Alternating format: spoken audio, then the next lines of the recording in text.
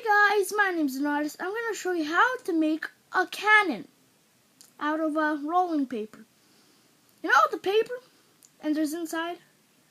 So that's what I'm going to show you. So this is actually, I painted this. It's like a gun. So you see this?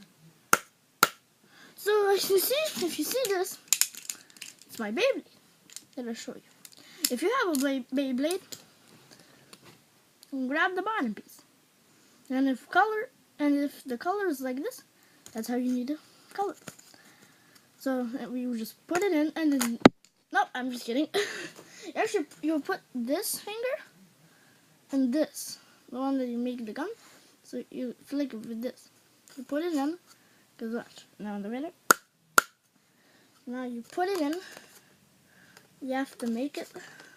So we'll take it here, and then watch it. And now watch this. Sorry guys. So watch this. See that? I just shot.